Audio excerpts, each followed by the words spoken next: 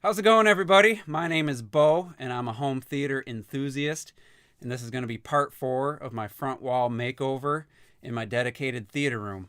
Now, if you haven't seen the previous parts, I will link them in the description below. There's 4 videos. Go check them out. First one is when I decided to go to a bigger screen, and I outlined my plan. And then parts 1, 2, and 3, I was executing the plan and thought I'd be done, but just didn't have enough time, and the videos were getting a bit long, so I'm saving the acoustic panels and stage for this part. So if you go check those out, if you haven't done so already, come back here and we'll see. Basically the room should be pretty much done as far as my major plan that I had. I still got to do some tweaking, get a few things adjusted, and possibly even switch out my speakers, but that's another topic for another video. So yeah, so part 4, I'm going to be building 6 acoustic panels to frame out my screen on the front wall. So I got 2 on the bottom that meet in the middle that run the length of the wall, 2 smaller pieces on top that go up to the 2 pieces along the top. So I think it's going to look really nice. It's going to be made out of 3/4 by 3.5 pine board. Use rock wool safe and sound insulation, and then black speaker grill fabric from Joann Fabrics to wrap them. And I've made plenty of these panels by now, so I'm pretty confident that it'll look really nice, and I'm going to make sure they're nice and square. So I'm going to show you that, and I don't know, whatever important stages I feel along the way, I'll probably shoot some video and then do narration over it. And then once that's done, I'm going to design a stage for the front along the floor.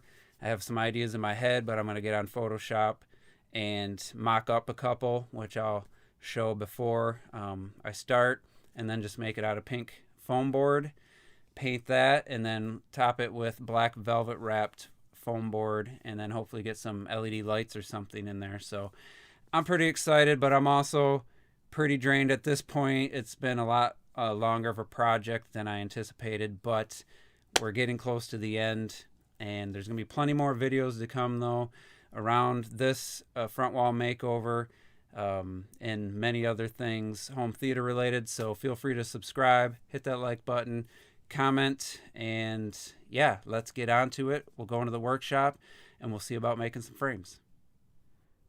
And here we are. I have some of the frames built. These ones are still waiting for the glue to dry with clamps, even though I did use 2-inch long finishing nails. So that's the bottom left piece.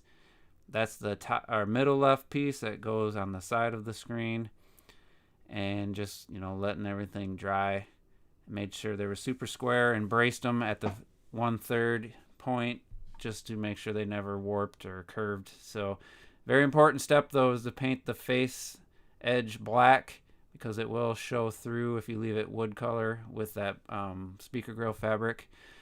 And here's a look at the frames test fit on the wall. Now I didn't have enough wood to make the other one, but I wanted to test fit. So here's a very important step to take too. See how I marked top? I laid out the pieces to cut and I marked top. You want the same side fabric out on every piece, and B, you want the grain or texture going in the same. So every piece I made, there was going to be the vertical piece. So every piece was arranged so the fabric was all facing the same way, and that's how you get a consistent color. So I did the same thing on the frames. I identified which one was going to be the top with arrows and writing, and then you can see on the table here in a second, that's the mark I made, so I knew which way was up, so every panel was all flowing the same way with the fabric. Anyway, here I measure and cut the sound insulation. This is the thin top piece, I believe. Yeah, so just have to cut out around the supports and the end pieces and just make sure it sits nice and flush. Just rinse and repeat. It was longer than 48 inches, so I had to make 2 pieces to fill the entire thing. And definitely wipe down the face of it before you put it down on the fabric so it doesn't have any bulges there. Once you get it laid down face down on the fabric, I put the backing material on. This is just to keep the insulation from it ever wanting to come out and getting dirty or getting stuff on, you know, the wall. So some glue, a few staples, trim around so that there's nothing overhanging, and you got a nice clean look on the back. And then here I'm just cleaning the fabric of debris and spraying glue. Now I don't recommend using Gorilla Glue. They're out of 3M77. That's what I do recommend. This felt way lighter. I don't know how well it's going to hold up, but I went ahead, put a bunch of staples in, made sure there was no creases, and then on the other side you always want to pull out and up towards the tops.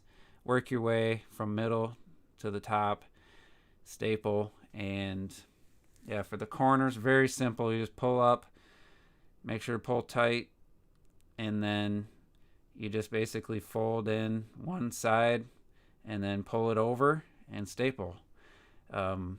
Obviously I cut out a lot of that, but it is a really nice look, and it's relatively simple to pull off. So just got to be careful and pay attention to what you're doing. And then here's the finished top two pieces, looking real nice and straight, and fabric's nice and tight. So yeah, that was a success.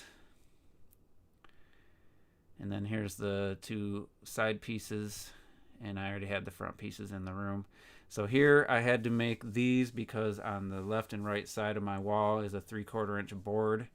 I did it for aesthetic purposes. So where the panels are going to meet, I needed to have another 3/4 inch board so that they sat evenly from left to right across the wall.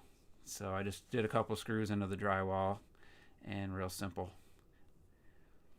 But here we go. So this is the bottom left piece. I just put it in position, put some Velcro adhesive pads and pulled them off and stapled them, and then put it back into position. So the front two is a pretty snug fit. I left myself like an 1/8 inch gap, maybe 3/8. No, not quite. So finished product for the bottom pieces went relatively easy, and looks really nice. Now I couldn't really capture, it's just completely dark here, but that was the left piece, and this is the top piece. And then I'll just show some photographs because it's really hard to shoot with the screen absorbing so much of the exposure. So we'll look at the finished shot right there. Photo's not doing it justice, but you get the idea. Nice clean flush front wall. So with this done, now it's time to see about making a stage. But before I make the stage, I photoshopped option A here, where I have a piece in the middle going straight and then two angled pieces on either side.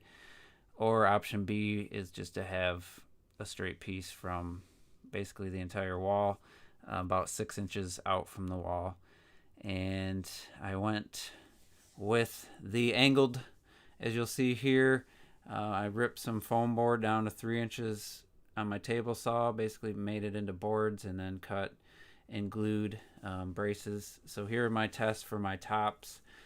That's the fabric I used on the acoustic panels on the front wall, which looked decent. And then this is some black fabric from Acoustimax or Mac. I can't remember the name of it.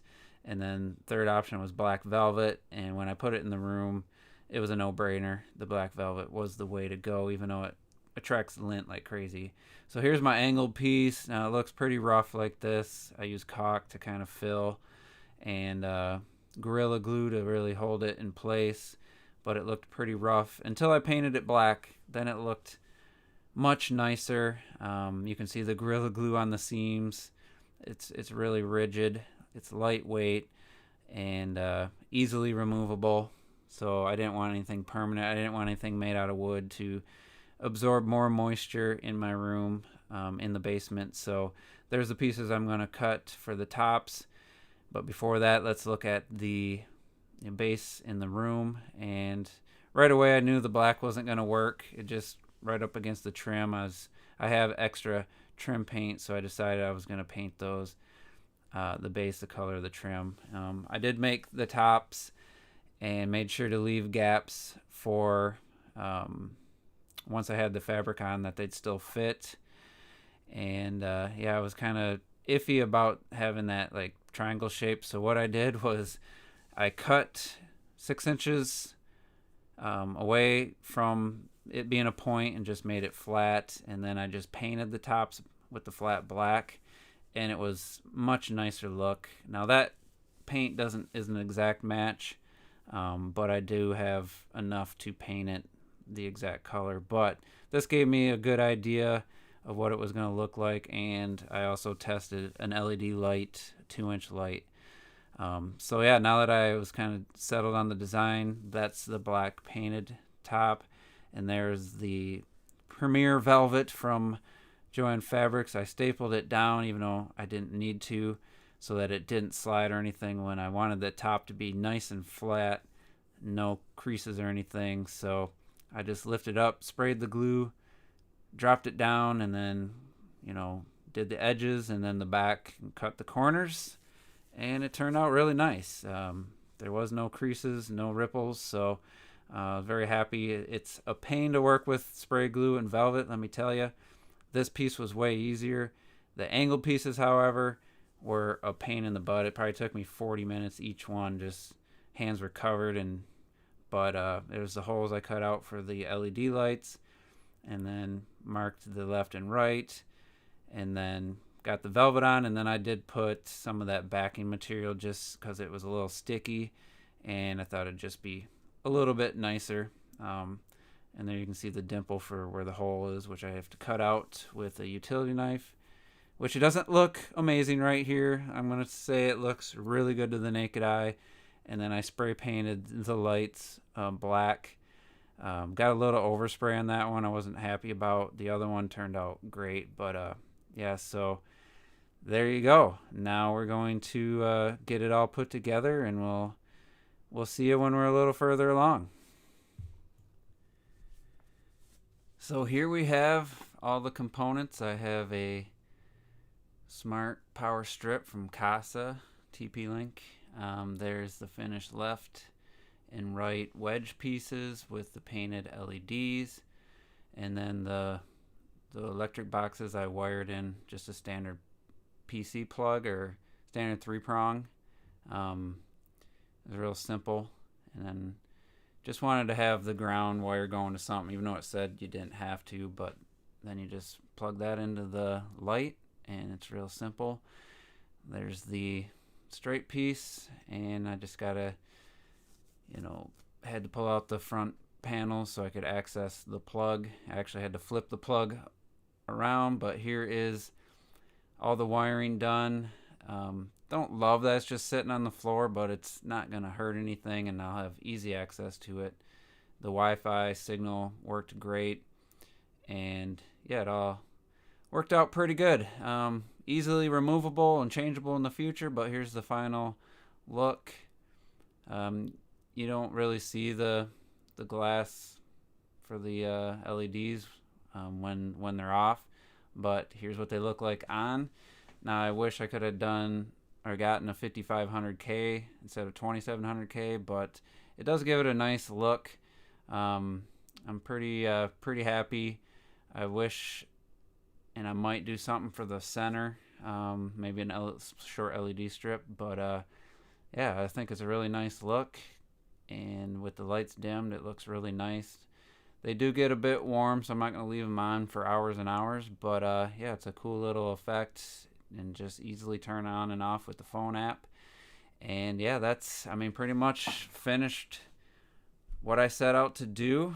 Everything looks nice, but there is a caveat, and I'll talk about that real quick as I show you. So as you can see, there isn't a finished wall here. The screen's not there, the stage isn't there, and there's some ugly temporary wall. That's because I just wasn't satisfied with the Polk, so I ordered a Focal 300 IW6 LCR speaker and wanted to do a direct comparison because I just knew I wasn't happy with the Polks, and I never would be, and I needed to know how these focals sounded without ordering all three. So I did a direct comparison in pure mode and switched back and forth from one speaker to the other. And with music, it was just surprising how big of a difference there was. The focals were so much cleaner, more full of a sound. The polk sounded basically like my ears were plugged with water in comparison. Now I level matched them. I set the distance accordingly, no EQ whatsoever. So yeah, I'm gonna have to bite the bullet and buy 2 more focals and redo the openings because it's a bigger speaker. So that'll be part 5, and I decided to not put the screen back on and do anything to end part 4. So yeah, we're just gonna have to do that in the next part. It's gonna be a little bit more work and a lot more money, but I think it's gonna be worth it in the end. So stay tuned for that. But thanks for watching, and we'll see you next time.